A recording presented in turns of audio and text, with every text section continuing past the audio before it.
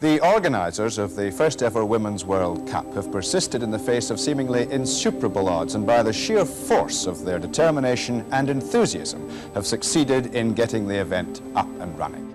There were only 2 internationals a year. You didn't know when the next one was. We did it because we knew it needed to happen within the women's game. The reason I chose yours because you're doers. We did it. I didn't want somebody who sat there and just strategized and thought about it. I needed people who would get out and do it. Raising funds for the World Cup was a very difficult task. There was so little money invested in women's rugby at that time. We didn't have the press. We didn't have the column inches. When we were covered, we weren't covered as sports people.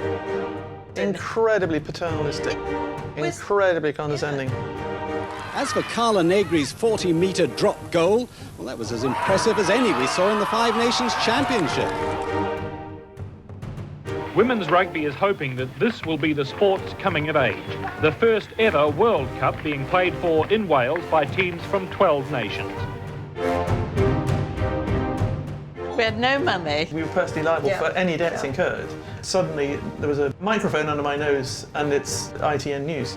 And he said, well, what happens if we don't break even? And I said something like, if not, I'll probably have to remortgage my house. We got on the radar of the IRB because we were holding a World Cup. Well, I was called in twice, and the messaging was, you can't do this, it's going to denigrate our tournament. But you hadn't asked permission. But we didn't need to.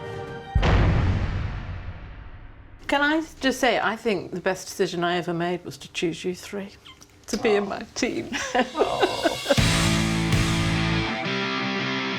So now we're in a situation where the Russians are coming, but they've got no money. I got a call from HM Customs and Excise saying that they were selling vodka on the steps of City Hall. You make such great friends. I mean, you see these people 3 times a week, 4 times a week. It's more than you see any of your other friends.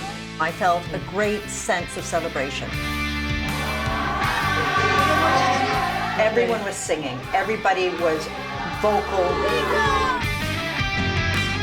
We make no compromises in terms of the way we play the game. No compromises. I played basketball when I was in college, and you can't foul out of rugby, so that's a good selling point for me.